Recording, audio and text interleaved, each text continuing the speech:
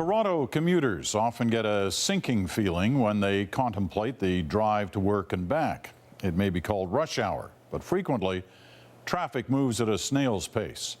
The CBC's Dwight Drummond now on a city that's desperate for a big fix.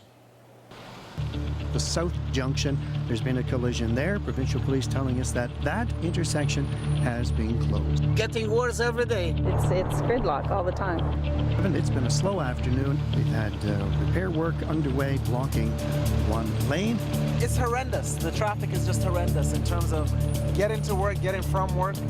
For frustrated motorists inching along in traffic gridlock, Toronto's looming congestion crisis is already a daily reality. Crisis is the right word. We are at crisis proportions in terms of the size of the issue. So it's an economic issue. It's costing us $6 billion a year in terms of the Toronto region economy and lost productivity. And it's going to get worse. Carmageddon, as it's being called, is predicted for 2031 or sooner.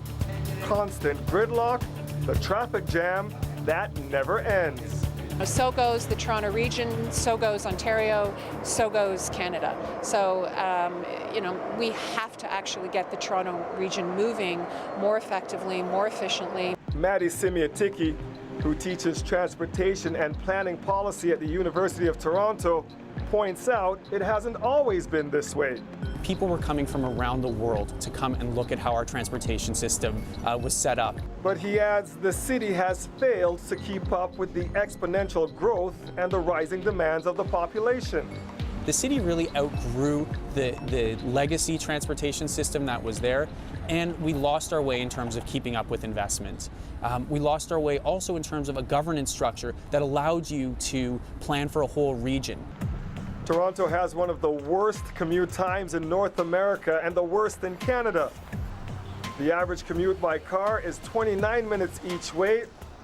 On transit, 49 minutes.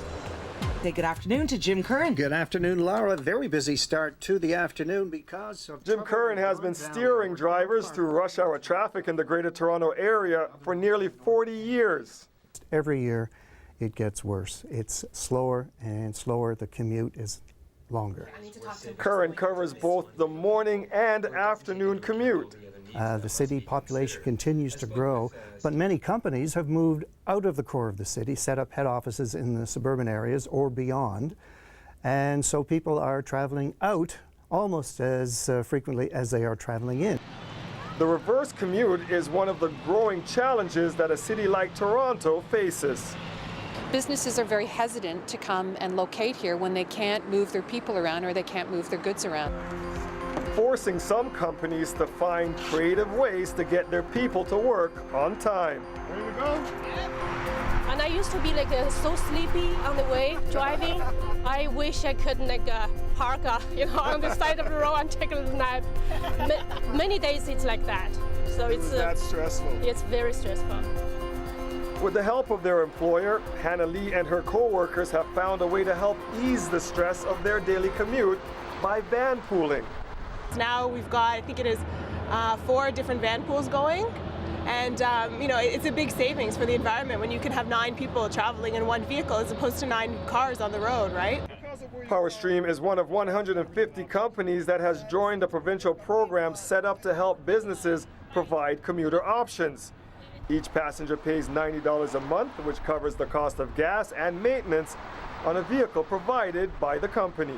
It's a team effort, and we all get along. So we all know our role, and we try to contribute to the success of the van pool. It's not a solution, but it is a start. The van pooling program was created by Ontario's transportation agency, Metrolinx. Well, we have a lot of work to do. As head of that agency, Bruce McQuaig is responsible for moving more than 57 million passengers a year throughout the Greater Toronto Area.